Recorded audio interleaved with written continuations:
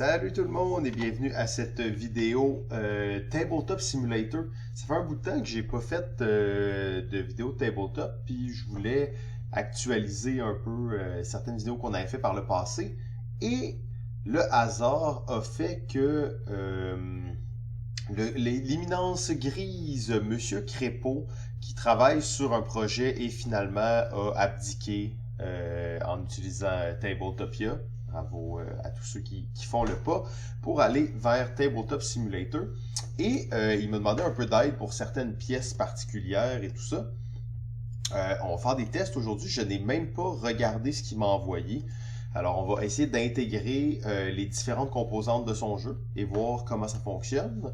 On va aussi voir un peu les bases là, de comment créer un projet sur Tabletop Simulator. Je ne sais pas si on va aller jusqu'au point où on va uploader le projet sur le cloud, mais quand même, on va essayer de faire le plus possible aujourd'hui. Et on se lance sans plus tarder. Alors, premièrement, on arrive sur l'écran, on va faire créer et on va créer single player, puisqu'on ne veut pas que n'importe qui vienne dans la partie. Première chose à faire quand on arrive dans Tabletop Simulator pour créer un jeu, souvent vous avez une vieille table hexagonale, ce que je vous recommande fortement pas d'utiliser, et un background des fois assez déconcertant. Alors dans Objet, ici vous avez Background, probablement on va choisir Museum, vous pouvez en choisir un autre, mais celui-là est parfait, on voit rien pratiquement et c'est juste bien sobre. Et pour la table, tout dépendant à quel point là, vous êtes motivé ou non, moi je vous recommande fortement d'aller dans Game, Workshop ici, cliquez sur Browse, ça va vous ouvrir la fenêtre de Steam, vous avez une petite boîte de recherche ici, tapez Flex dedans. Flex, et là si vous scrollez, vous avez Flex Table, Table of any size, vous cliquez sur le petit truc ici, ça va l'ajouter. Donc là je vais vite. Ensuite, si vous voulez sortir de là, ça vous êtes coincé là, en haut c'est écrit ici Shift Tab, also close overlay game, donc Shift Tab, on revient ici. Et maintenant, si vous faites une recherche avec Flex, vous allez avoir Flex Table ici. Vous pouvez faire deux choses, là, mais moi je vous recommande de cliquer sur le petit truc ici et de faire Additive Load. Alors ça veut dire, voulez-vous loader cette table? Oui, absolument. Parfait, là on se retrouve à avoir comme deux tables, c'est un peu bizarre. Alors on retourne dans Objet, Table, None. Et on a une belle table carrée. Ici en bas, vous avez un petit Control Panel pour la table. Bon, plein de choses peuvent être faites ici. L'important, c'est qu'on va juste mettre une table de 2 par 1. Apply Scale. Hop, ça s'est grandi. On va repérer sur l'espèce de bouton blanc ici pour la fermer.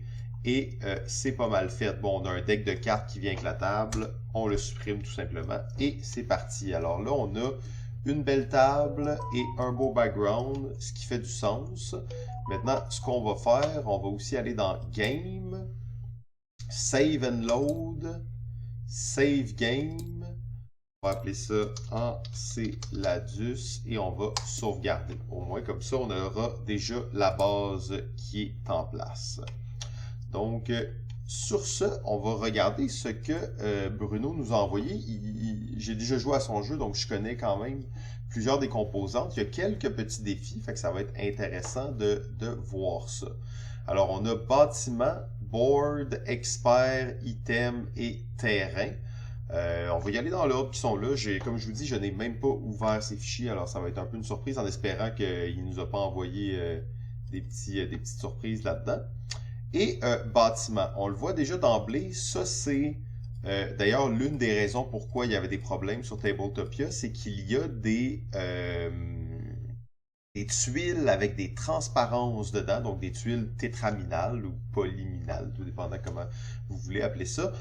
Et ça, en fait, ça fait qu'on ne peut pas, on veut quand même pouvoir les assembler et tout. Alors, il existe deux options de tuiles ou de token dans Tabletop Simulator. On va regarder tout de suite la première. Alors, Objet, Component et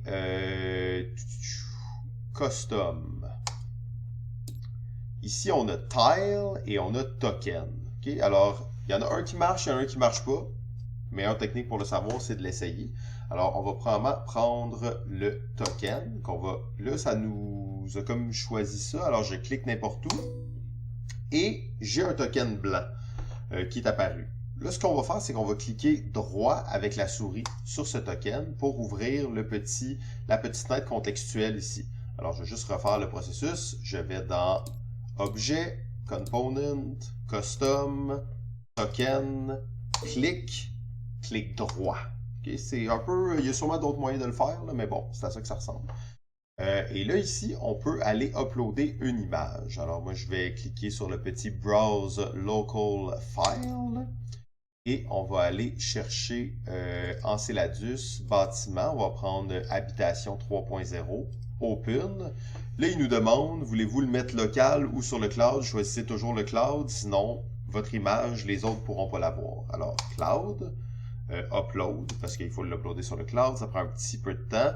Quand c'est prêt, bon, on peut faire certaines manipulations ici. Je sais même pas. How accurate it will try to trace your image. Lower, more accurate and expensive. Higher, less accurate. On va laisser ça à 15. On va voir qu'est-ce que ça donne. Et on va faire importer. Là, alors, ok, parfait. Elle est ici. Alors, ça a l'air d'avoir très bien marché. On va faire un petit test juste comme ça. Oups. Là, je tiens les deux, mettons je les mets ici. Super! Alors, c'est très beau ça, ça marche très bien. Alors, les tokens fonctionnent. Alors là, la chose qui pourrait être faite par rapport à ça, c'est prendre un token, cliquer droit et aller en chercher un autre. Et là, je ne sais pas à quel point il s'attend à ce que je l'ai. Oh, et là, celui-là n'a pas fonctionné. Pourquoi celui-ci n'a pas fonctionné? C'est quand même drôle, hein, parce qu'on avait les autres tantôt qui a bien fonctionné. On va essayer d'en mettre un autre ici. Qu'est-ce qui se passe avec lui? Là, oh, on a des petits problèmes. Ceux-là ne fonctionnent pas bien, alors que lui a si bien fonctionné. Alors, c'est quand même assez étrange. On va en essayer un dernier ici, juste pour voir qu'est-ce qu'il pourrait y avoir de différent entre ces différents objets. Et là, lui, a très bien fonctionné. Fait que là, les gens à la maison, peut-être vous vous rendez compte de quelque chose que j'ai fait de pas correct. Moi, je m'en rends pas compte encore.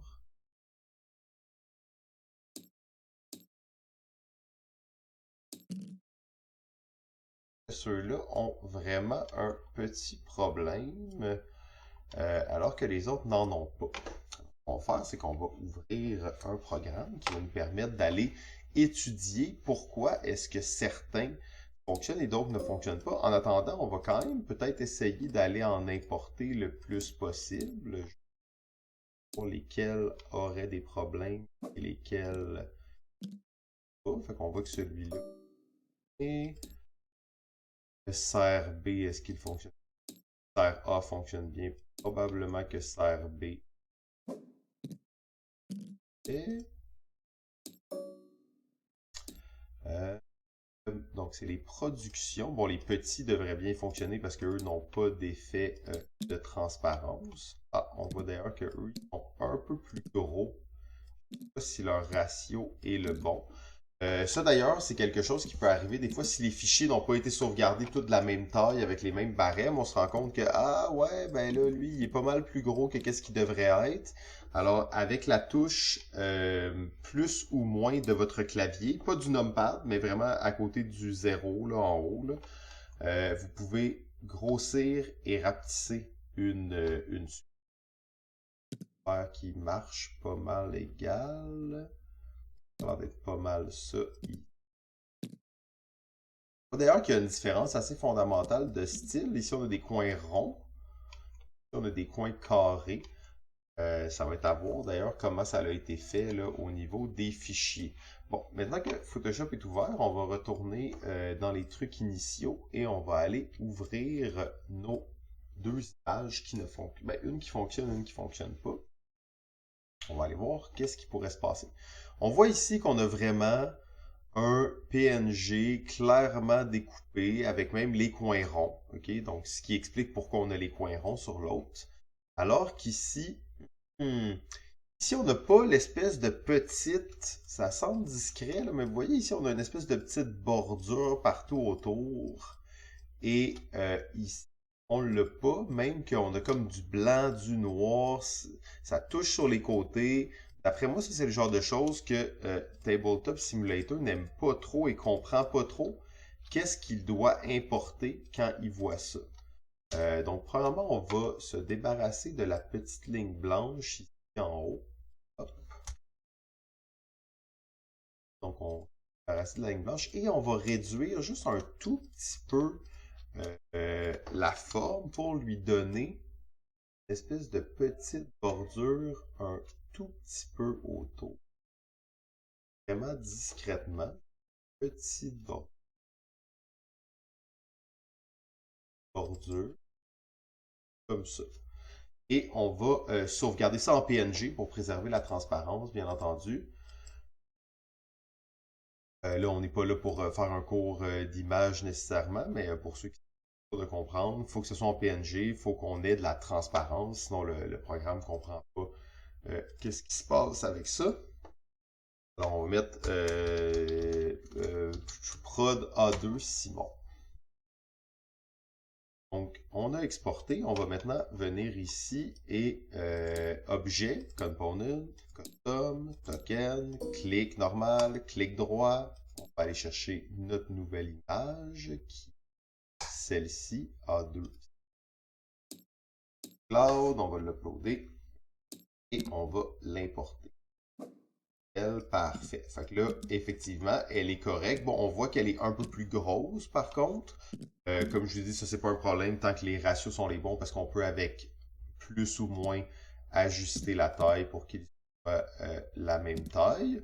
Là, c'est sûr que c'est un peu dommage, parce que les autres ont des coins ronds, celle-là, pas de coins ronds. Je referai pas toutes les images, mais on voit le problème avec ces images-là. Alors, bien important, laisser une petite bordure autour, et...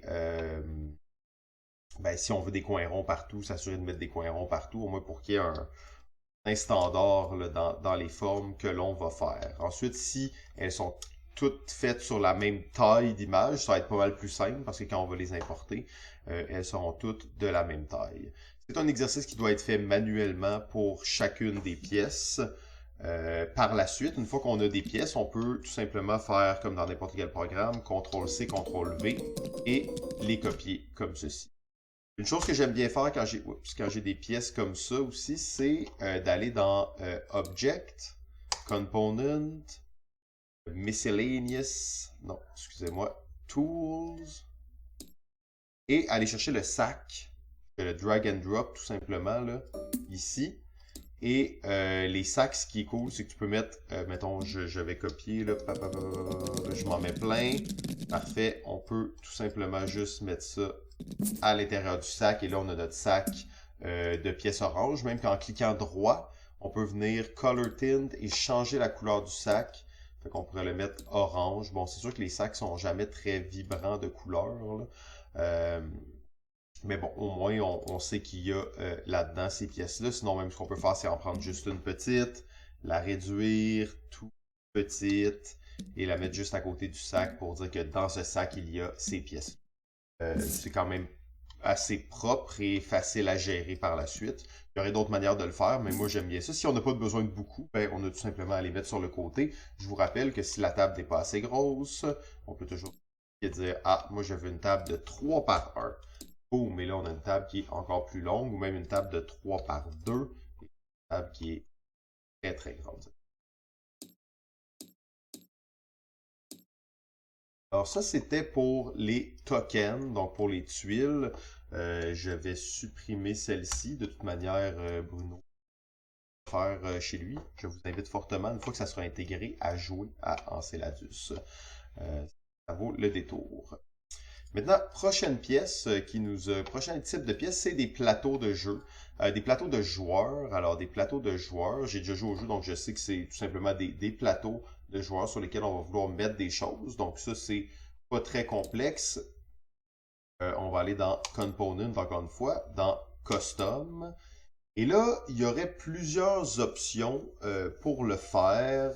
On pourrait prendre les boards, ok? Mais les boards, il y a une chose avec les boards dans Tabletop Simulator qui est pas nécessairement si cool, c'est que les boards de base ont toujours une espèce de bordure de bois comme ça. C'est pas si grave, mais moi c'est quelque chose que ça me dérange un peu la plupart du temps. On va quand même faire un test. Fait que là, mettons, j'importerai.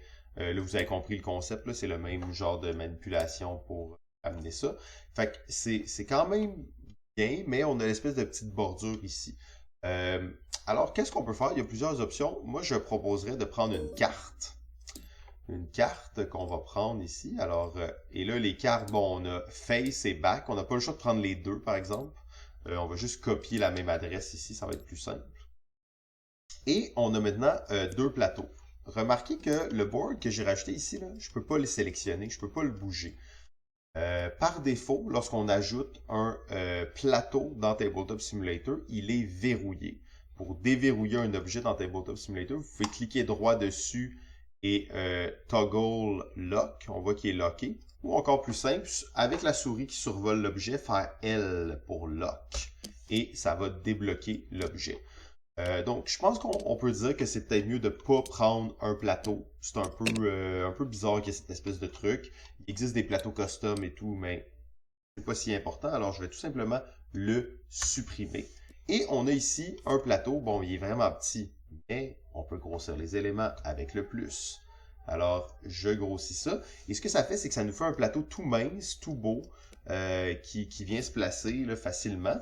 Et la chose à faire avec les plateaux, c'est quand même une bonne habitude que Tabletop prenne en verrouillant les plateaux. Je vous conseille fortement de peser sur L quand on a ça, puisque là, je ne peux plus le bouger. Donc, si j'ai à mettre des cubes dessus, des choses comme ça, je ne vais pas le déplacer par erreur. Si je voudrais le pas la bonne taille, ok, je le déverrouille L et... Alors ça, c'est quand même très pratique. J'aime bien utiliser les cartes. Si vous voulez vraiment que votre plateau ait une espèce d'épaisseur, ben, on va aller chercher, alors custom, on va prendre une tuile et on va aller faire, en fait, on peut prendre même un token, là, comme on a fait tantôt, on prend un token, on va aller chercher l'image qu'on veut, load, les tokens, il a tendance à les échapper quand il les place, et là, dans le fond, on peut faire la même chose, j'ai mon plateau de joueur qui est un petit peu plus en 3D, donc un petit peu plus peut-être excitant à regarder. Ah, je trouve qu'il est un peu trop épais. Clique droit dessus, Custom, et on va le mettre sa thickness à 10 au lieu de 20. Fait qu'il va devenir un peu plus mince et on peut dire ok c'est bon, on veut pas la carte, parfait, on va garder ce plateau et on le verrouille et on va pouvoir placer nos 5 plateaux un à côté de l'autre. C'est ça. Alors, ça, c'est pour les plateaux. Pas très compliqué, mais plusieurs options. Maintenant, on va aller voir les autres pièces qu'il nous a préparées. Les experts. Bon, les experts, c'est des petits tokens comme ça, avec des coins arrondis. Je pense que vous avez compris. Objet, component, custom, token, hop. Et on va aller chercher expert. Parfois, on peut jouer sur la thickness, bien entendu. Parfait. Inquiétez-vous pas, cette table, elle est très cool, là, Flex Table, mais on dirait que quand tu mets un token, il pense qu'elle va tomber en dessous, puis après il revient, fait qu'inquiétez-vous pas avec ça. Les tokens d'expert, rien de très complexe là-dessus. On va les ajouter et les faire grossir comme ceci. Ensuite, le même genre de plan peut être fait avec les choses qu'on doit aller piger au hasard. C'est encore mieux. En fait, on peut aller se chercher dans Component Tools un sac dans lequel on va mettre nos experts à piocher. Je sais que c'est pas exactement comme ça dans Céladus, mais c'est juste pour vous montrer qu'on peut le faire. Mettre nos experts dans un sac. Ensuite, qu'avons-nous de matériel? Nous avons les items 3.1. Oh, alors ça semble être plein de petites choses un peu spéciales là-dedans. On a le relais PNG. Ça semble être des aides de jeu. des petites choses comme ça. Je recommanderais pour toutes ces pièces que vous voyez là, des tokens ou des cartes. Des cartes tout simplement qu'on va rapetisser, qu'on va mettre la bonne taille. Je ne sais pas exactement le relais, comment il va sortir. Et là, on voit qu'il y a deux côtés. Il y a le côté flip et pas flip. Ah oui, ok, recto verso.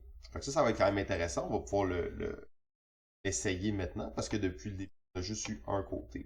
Alors, si je viens dans Component, Custom et que je regarde Token, j'ai juste une valeur que je peux mettre. Dans Tabletop Simulator, les tokens sont recto-verso, ils sont la même chose recto-verso. Si on va d'ailleurs prendre notre expert de tantôt et que je fais F dessus, F pour flipper, on voit que c'est le même, à part qu'il est en espèce d'effet miroir. Donc les tokens, ce n'est pas fait pour faire du recto-verso, ça va mal réagir, surtout si on a du texte dessus, parce que notre texte va être à l'envers.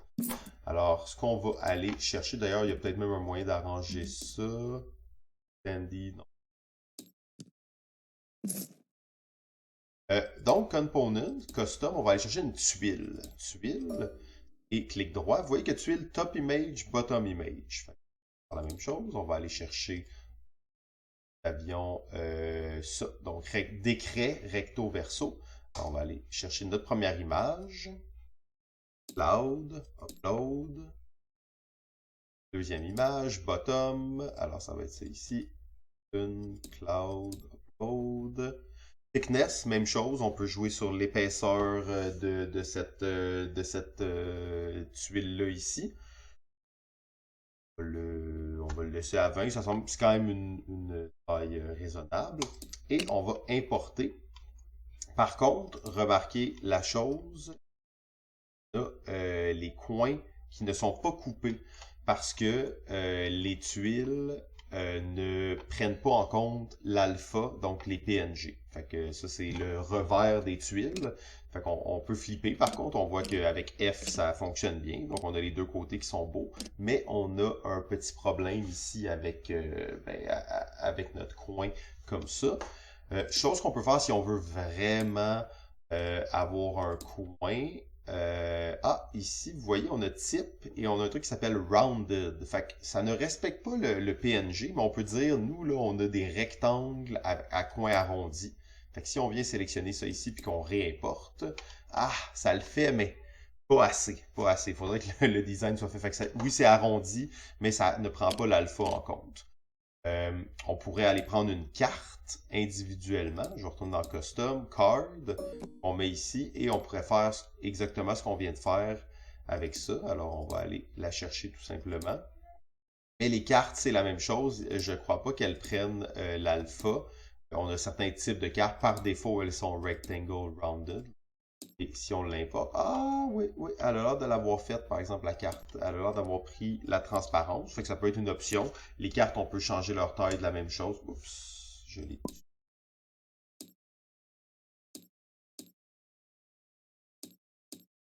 Carte.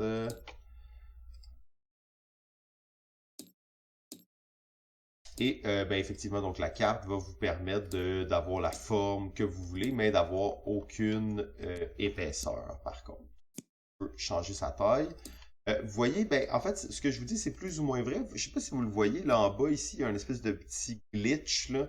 Ça, c'est probablement parce que, bon, l'image touche le bas du fichier, puis là, ça fait un truc bizarre. Fait que les trucs alpha ne sont pas nécessairement recommandés pour des petits tokens comme ça. Je vous recommande de ne pas mettre de coin rond et d'utiliser la fonction rounded ici, ou de faire des cartes qui sont pleines et de faire une espèce d'effet de coin arrondi, parce que on a quand même là, souvent des espèces de petites reliques qui viennent là. C'est pas très grave, mais c'est un peu moins agréable. Maintenant, peut-être le dernier objet que j'étais curieux d'aller voir dans ça, c'était on prend une tuile, encore une fois, l'espèce de relais, new relais flip et relais non flip. Fait qu'on va aller chercher les deux. D'ailleurs, si vous aviez des tokens, des tuiles circulaires, vous pourriez les faire aussi ici. Je vais mettre rounded en quand même beau. Aller chercher ça. Donc là, on a notre espèce de tuile de relais. trop c'est quoi la différence, en fait. On dirait vraiment que c'est mineur, mais bon, peut-être une. Et là, une chose que moi j'aimerais bien avec ces jetons, parce que mettons on décide de ne pas les mettre dans un sac, puis on veut juste les ranger sur le côté, ben là c'est comme un peu, tu sais, c'est un petit peu pour chambranlante. Alors ce qu'on peut faire avec ces jetons, c'est clic droit, custom. Ici, il y a un truc qui s'appelle stackable. Si on le coche, on en crée quelques-uns. On voit qu'ils viennent. Oh, et là. Ah, ok.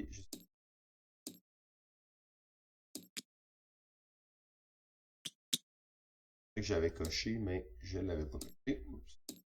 Alors, si on vient maintenant les mettre comme ça, on voit qu'ils vont se stacker. Et même qu'on peut les prendre toutes d'un morceau. Et on voit que notre souris, il y a un petit 3 qui est apparu, ça montre combien il y en a. On peut déplacer le stack au complet d'un coup et en prendre juste une à la fois. C'est peut-être pas nécessairement si pertinent de le faire pour ces jetons-là, mais c'est pour vous montrer qu'on peut les stacker et que ça devienne une entité comme une pile de jetons de poker ou quelque chose. Un petit détail quand même intéressant sur les tokens. Les cartes, elles, vont se stacker par défaut. Donc, si on les met comme ça. Fait que si vous avez un jeu où vous devez empiler des cartes une à côté de l'autre, puis les mettre bien proches de même, c'est pas vraiment recommandé de le faire parce que souvent les cartes vont avoir tendance à, si on le met trop proche, à se stacker naturellement. Donc, ça, c'est une chose à garder en tête. Si vous avez un jeu où vous devez comme empiler des cartes comme ça, là, faites attention parce qu'éventuellement, ça se peut que les cartes se stackent d'elles-mêmes naturellement.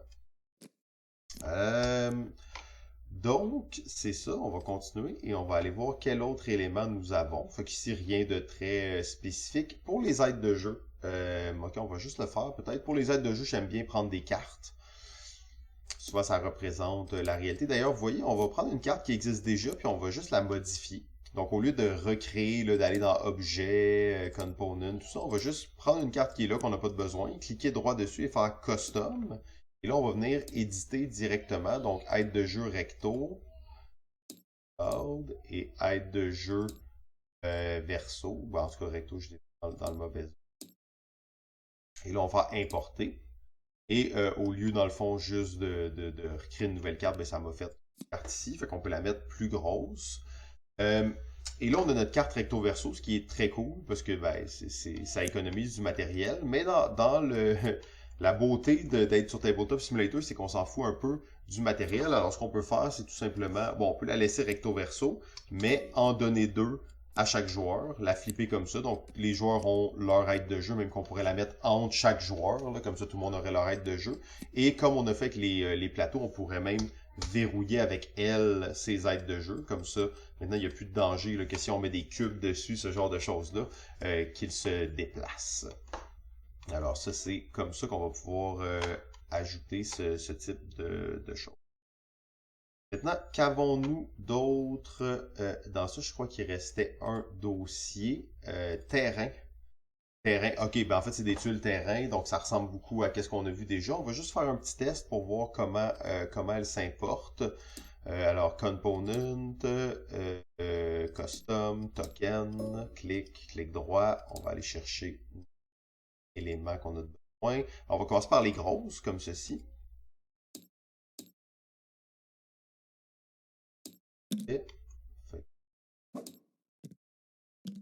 Et on va maintenant en importer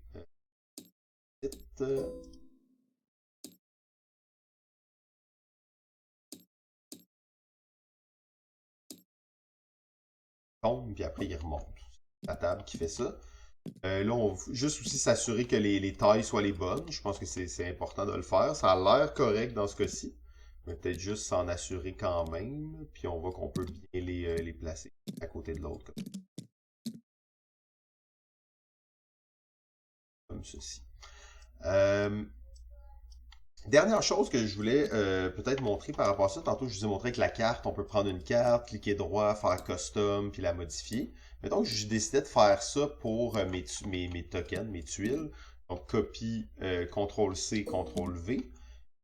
Et là, je clique droit, je fais custom, puis là, je dis, je vais aller chercher une autre tuile, puis là, je vais Moi, je veux la 1A, parfait, ok. Cloud, upload. Là, je fais import, là, je fais ouais, update, c'est bon. Oh! Et là, qu'est-ce qui est arrivé? Il m'a updaté mes deux. Parce qu'il a comme dit, puis là, je vais le refaire plus lentement cette fois-ci. On va refaire la même chose. Je le copie, custom. Je vais chercher une tuile quelque part, 6A, disons.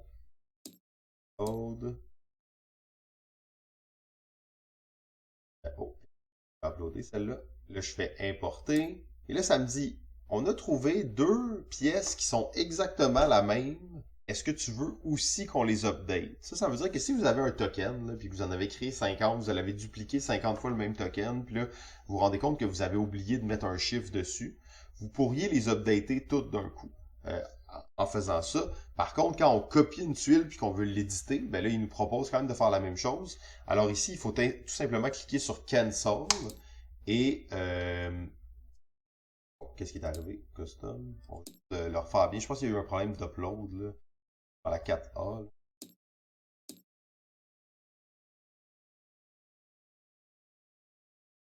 Okay. Et fait que là, bon, il me l'a pas demandé, là. C'est un peu bizarre. Je reduplique, on va recommencer pour être sûr. Donc je vais prendre la 4B, parfait. Sur le cloud, allez, upload-moi ça. Import, là, il me le dit. Je dis cancel. Et là, mes deux tuiles sont restées différentes les unes des autres. Ça, c'est quand même important à voir. Là, je me demande si A et B, c'est des recto verso. Ça risque d'être un peu compliqué recto verso parce que, comme on a vu tantôt, je crois que les tuiles ne prennent pas l'alpha. On va quand même l'essayer, juste pour être sûr de ce que je vous ai dit plus tôt. Parce que peut-être que c'est pas vrai. Peut-être qu'ils le prennent, l'alpha, mais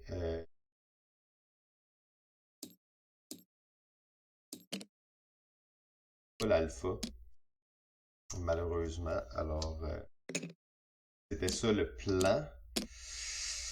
Il y a peut-être, avec une carte, peut-être que ça peut marcher. Les cartes ont parfois des comportements un peu étranges. J'ai comme réalisé que c'était le recto et le verso de la tuile. Et là c'est ça. Avec une carte, vous voyez qu'on peut le faire. Okay?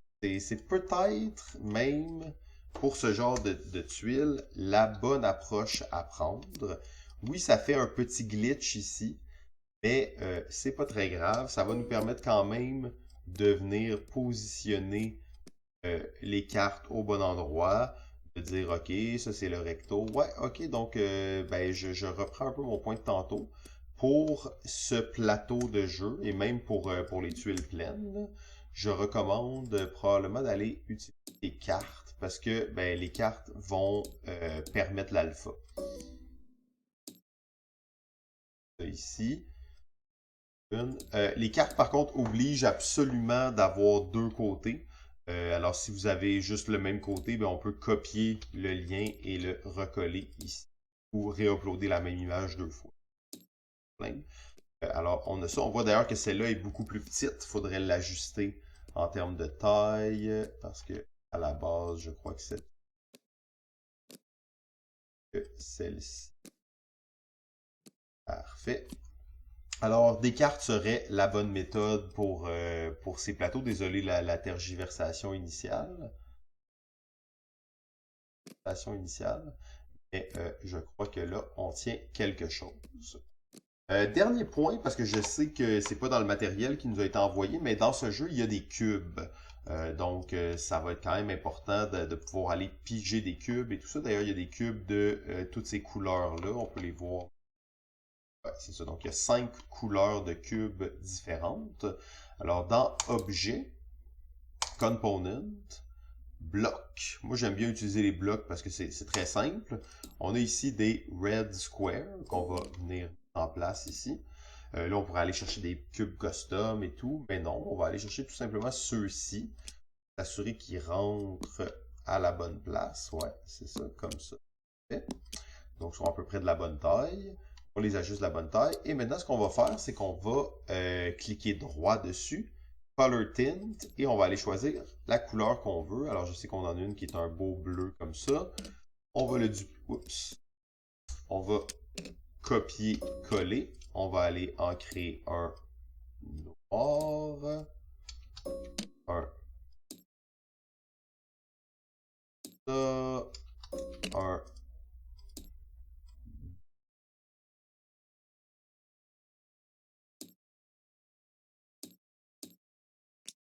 et un blanc. Alors, donc, on a nos 5 cubes. Maintenant, on pourrait dire, OK, on va en dupliquer plein, on va en créer plein, puis on va mettre ça dans un sac, puis on va pouvoir aller les piger par la suite. Je vais vous montrer une autre technique pour ce genre de choses. On va dans Objet, Component, Tools, Infinity Bag. On va aller chercher ça ici. On va le mettre et on va prendre un des cubes et on va le mettre là-dedans. La différence avec un sac comme tantôt et un sac infini, c'est que il y a le nombre infini d'éléments qu'on a mis dedans. Je crois qu'on peut juste mettre un élément à la fois, parce que ça fait du sens. Mais là, maintenant, on a un sac qui va nous donner une infinité de cubes bleus. On peut même mettre le sac un peu bleu pour que ça fit. Parfait. Donc, on pourrait avoir nos 5 sacs comme ça. Mettons, je copie. On veut l'enlever, on peut reset. Ouais, c'est ça. Je pourrais prendre mon cube noir, le mettre à l'intérieur, mettre mon sac noir. Et comme ça, on aurait nos 5 sacs de ressources infinies. Pas mal plus simple à gérer. Même si on était vraiment motivé et qu'on voulait que ça soit très élégant et simple pour les gens. Je vais juste peut-être, on pourrait faire quelque chose de ce type. Alors, mettons qu'on aurait 3 sacs là, au lieu d'en avoir 5. On prend les 3 sacs, on les sélectionne comme ça et on les met petit, comme ceci. Vous remarquerez que le cube qui en sort est quand même de la bonne taille, c'est juste le sac qui est petit. Et on pourrait en fait venir les positionner pour chaque personne à côté de son plateau, ou même, encore une fois, si on décide d'utiliser les trucs comme ça, entre chaque plateau de 2 personnes. Fait que ça fait que tu as des petites ressources un peu partout au lieu de devoir scroller, aller chercher les cubes ailleurs. Tout le monde a son petit sac de ressources infinies et c'est très simple à gérer de cette manière-là. Donc, ça fait pas mal le tour, je crois, de ce système. Pour le jeu, ça serait cool de changer l'image de la table. On peut peut-être finir avec ça. 37 minutes, ça commence à être une longue vidéo. Mettons qu'on décide là, que ça, c'est Enceladus. Fait qu'on tape ça Enceladus dans l'image. Puis on va dire, oh oui, une belle image ici. La NASA, elle est un peu petite, là. Mais en gros, ce qu'on pourrait faire, c'est qu'on fait, mettons, ici, on va aller chercher le lien de l'image et on va le copier. On retourne dans Tabletop Simulator. Nos options de table sont ici. On ouvre ça et vous voyez ici, on peut copier une URL. Alors, on va tout simplement mettre notre souris là, effacer ce qui est là, copier ce qu'on a mis et apply image to table. Bon, là, d'après moi, c'était peut-être pas la meilleure image à choisir. On pourrait prendre un fond étoilé, on pourrait prendre quelque chose, mais avec ça, ça va quand même rendre le jeu un peu plus agréable. Une fois que c'est fait, on va dans Game, Save and Upload, Save Game ici. On s'assure d'avoir le bon nom. Sinon, on peut même aller, tantôt on a savé plus tôt, ici Enceladus, ici Overwrite. Alors, on overwrite avec notre nouvelle version du jeu. J'irai pas jusqu'à mettre le jeu en ligne, mais c'est vraiment pas très compliqué à partir de là pour que d'autres personnes y aient accès et tout. Mais pour l'instant, c'est pas si important. Seule chose qu'on peut faire, si je quitte, on va aller voir comment créer une partie multijoueur. Alors, je vais dans Créer, Multiplayer. Vous donnez le nom que vous voulez, le mot de passe que vous voulez à votre partie, le nombre de joueurs maximum. Vous faites Create Server. Et là, dans le fond, on nous ouvre cet écran où, dans le fond, on peut venir choisir les jeux qu'on a sauvegardés préalablement. Là, si vous ne le voyez pas, vous pouvez aller dans Save and Load. Vous allez avoir tous vos jeux. Je clique sur ça. Voulez-vous loader Enceladus? Oui. Et je l'ai ici. Alors, ça fait pas mal le tour du jeu. Peut-être, ok, une dernière chose, juste pour bien compléter. Je vais quitter tout ça et je vais retourner single player. On va aller faire la même chose, loader Enceladus. Et là, c'est les places pour les joueurs. Je ne sais pas comment le plateau va être arrangé à la fin. À vous de voir comment vous voulez arranger ça. Mais il y a sur le côté ici euh, une fonction qui s'appelle zone. Dans la zone, on a une fonction qui s'appelle end. End, c'est une main de carte, là, dans le fond, mais c'est comme ça que Tabletop Simulator gère les positions et les couleurs des joueurs autour de la table. Alors, je répète, ici zone. Quand on survole, ça nous ouvre un menu contextuel et on va aller choisir Ends ici. On voit d'ailleurs qu'en ce moment, là, on a comme un peu trop de joueurs autour de la table. Par défaut, ça c'est le nombre qu'il y en a. Alors, si on survole une couleur et qu'on fait backspace, donc on peut effacer des joueurs en place. Et on peut aussi cliquer pour déterminer, ça c'est la place du joueur mauve, ça c'est la place du joueur bleu, c'est la place du joueur brun. C'est ça. Fait que, donc, comme ça, vous pouvez choisir les couleurs autour de la table. Une fois que ces modifications-là sont faites, on fait Game, Save and Load, Enceladus, on clique ici, Overwrite, et on save la partie. Alors, je pense que ça fait quand même un premier tour de piste assez intéressant. Ça vous montre aussi comment créer plusieurs pièces. Une des seules choses qu'on n'a pas vues dans cette vidéo, qui est assez commune, c'est les decks de cartes. Donc, des paquets de cartes qu'on peut importer d'un coup. Vous n'êtes pas obligé de les importer à la main. Mais non, on a vu beaucoup de choses et j'espère que Bruno va être capable de créer son jeu grâce à ça. Tout le monde,